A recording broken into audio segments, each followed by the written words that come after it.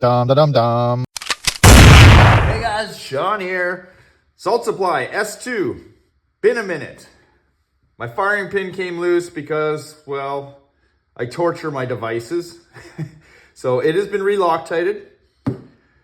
Prior to reassembly, I thought I would show you what I have done. Now this is different from my fake Salt Supply S2s or knockoffs or counterfeits, however you want to call them. We'll start with the back cap. So this is a valve that goes in your S2. This is your back cap.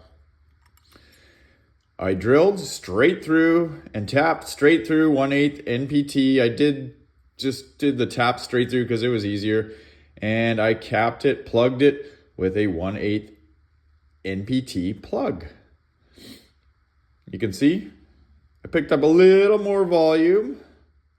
Not much, but it's there. If you're familiar with my counterfeit Salt Supply, I drilled straight through the valve.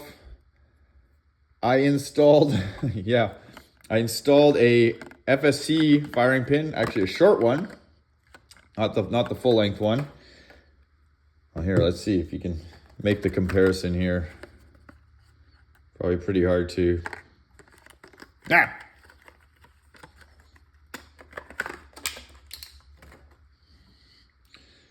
You can see the massive difference in size there. These things are huge compared to what's in this.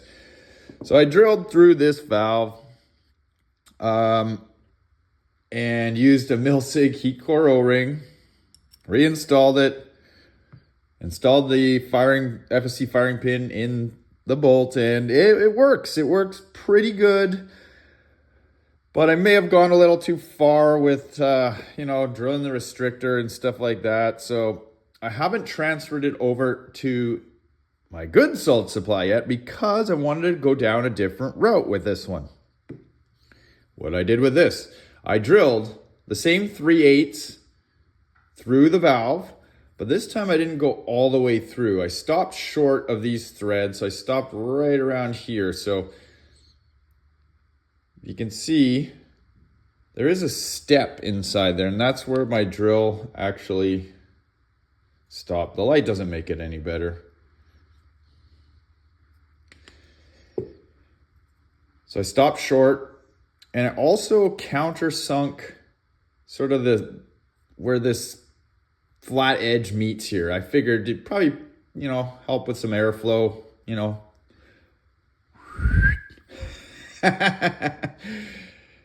So that's that. Factory bolt, factory valve pin. The only other modification, I did was I drilled my restrictor. Again, probably tough to see. 1 millimeter. I did alternatively try drilling larger on my other counterfeits, and this marker farted. So this is where I'm at. The only other thing I guess I've done here is, you can see this O-ring on the barrel. So your barrel sits in this little groove right here. I saw a lot of air coming out of there, a lot of CO2. So I figured, I'll try and seal that up a little bit. So I just jammed an O-ring in there. This O-ring on the end here is just to stop it from wobbling. Have you ever noticed your salt probably rattles a little bit? So this just serves as support for the barrel. I'm not going to make you watch me put it back together. I have a video tearing this thing down and put it back together, so I'll just do it and we'll shoot. Ta-da! 2 more things I forgot. I plugged that little hole with an M3 set screw. I've never really had a jam in this anyways, and if you do, you can just bang it and they fall out, so it's no big deal. And the other thing is I've deleted the safety interlock, so I can actually eject this magazine whether the launcher is in safe or in fire. There is a video for that as well. Have a search for it. All right, let's wake Sleeping Beauty. Modifications are complete. 12 gram loaded in there. I am using Joule V3s. 1 already loaded in the breech, 5 in the magazine, total of 6 shots. Safety's on. You can see magazine, no problem. Safety off. Magazine, no problem. Did I mention these Joule V3s, they weigh 7.4 grams. 7.45, I call them 7.4 grams. Okay. Normally, I don't know, search around YouTube, you find this launcher does about 22 joules out of the box. On a hot day, 24. With an FSC firing pin, I think I got 27. It is 18 degrees in here right now.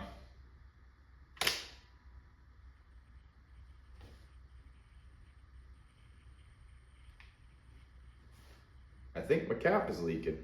Oh, stop. Okay. It has been a while, so I'll give it that.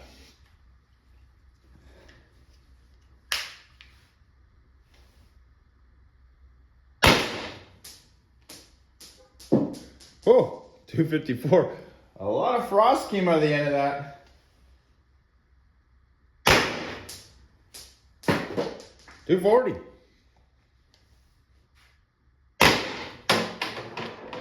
244.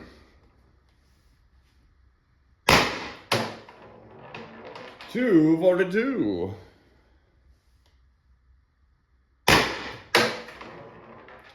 236.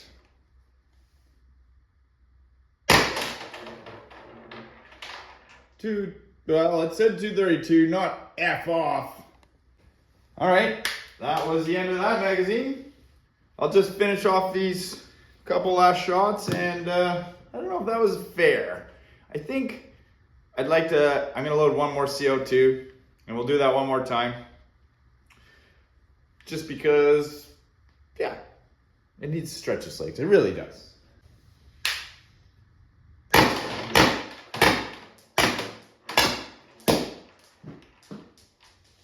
End of CO2.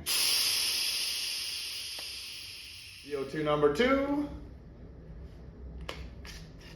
Riot Balls, 9.9 grams.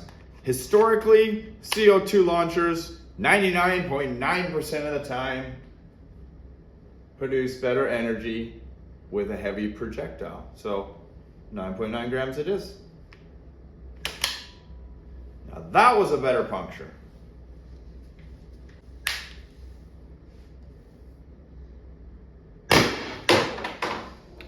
222. 216. 210. 208. 204. Nice countdown. The joules seem to be more consistent, but I'll have to crunch the numbers. You'll see them on the screen. Links to the other videos I said with defeating that safety interlock and the disassembly and reassembly. That's it for you guys.